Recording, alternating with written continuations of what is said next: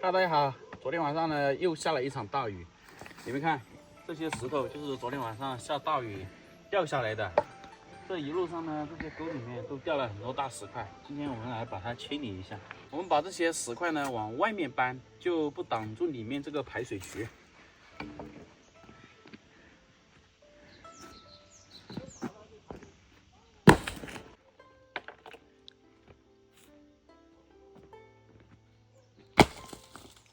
我们就只处理这些大石块，像那种小沙石我们就不处理了，因为上次我们掏我们台阶小路下面的时候，有人说把那个掏了之后会破坏山体的结构，我也不知道会不会破坏，反正我们就把这些大的给处理就行了，把大的抱过去，它风化了就在那一边风化，那些石头就不会挡到这个排水沟了。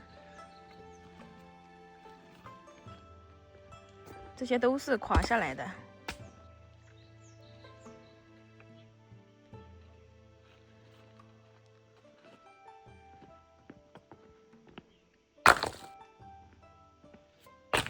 大家看这个地方，这些泥倒下来都快要超过马路边缘了。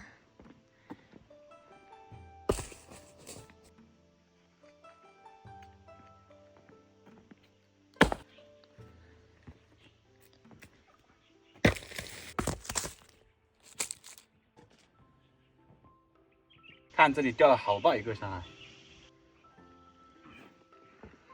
有时候我们来清理这条路呢，就有人说我们多管闲事，不应该来清理，做好自己分内的事情就可以了。但是呢，这条路是我们在使用啊，我们大家都在使用这条路，如果不来维护的话，谁会来维护呢？是不是？奶奶他们平时腿脚又不太方便，然后我们年轻人就多做一点。就把这些清理干净，这也不是多管闲事吧，是为自己的自身利益着想，因为我们的车也要从这里经过嘛。大家都知道，我们这条路是很难才给它修下来的。如果我们大家都不去维护它，它上面有什么东西我们都不去弄，那这条路修来只管个3年5年就这样吗？在这村里面7、80年、40、50年，到那个时候通村的时候都没有通路，现在好不容易修起来了，我们肯定是大家一起来维护这条路，要珍惜这条路。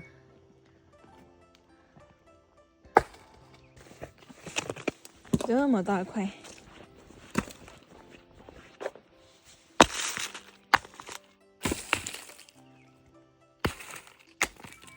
扔在这外面就不怕了，因为外面不需要排水沟，它直接是一个坡。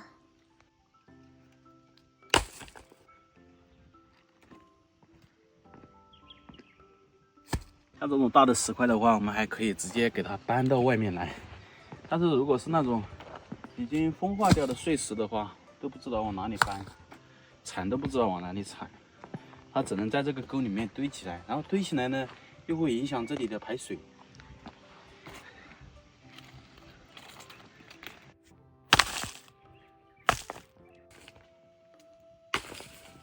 清出来了这么大一堆，这还仅仅是一堆，一个地方清出来的。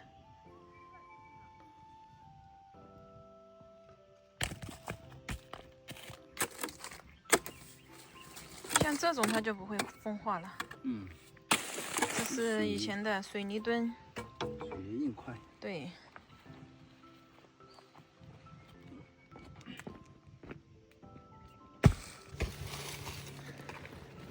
这种也会造成堵塞的。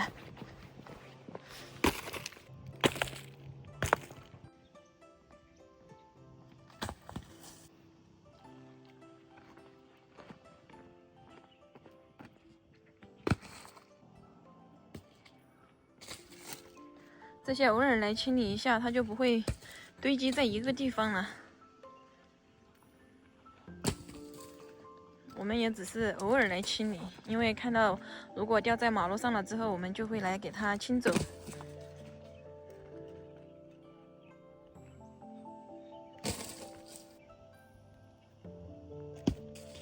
我们只清理上面掉下来的那些碎石，这种大块的应该不会破坏山体结构吧？这样也不影响它排水吧？主要是实在看不下去了，也不能让它在那里留着。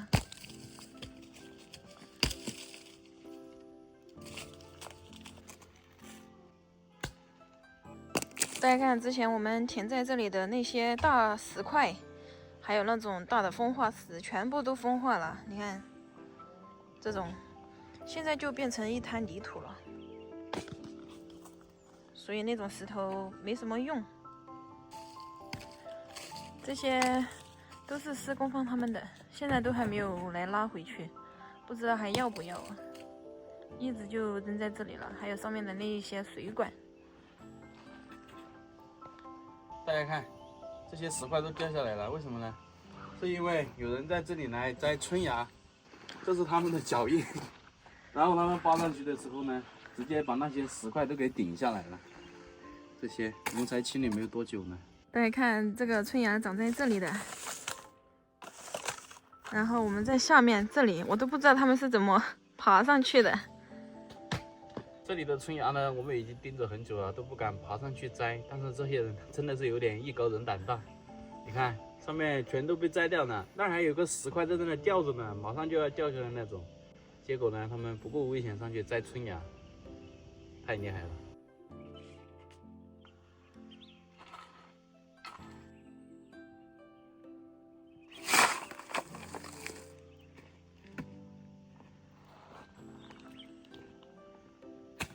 一般都是上面的这一段路爱掉石块，下面的就不掉了，因为这里被挖得最深，直接是对半开了。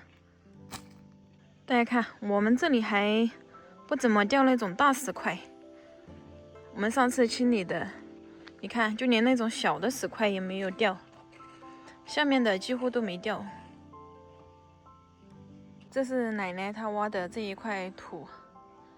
有一些风化石都风化了，这是过年之前挖的，你看，好像才1个多月就风化了，都可以种菜了。现在，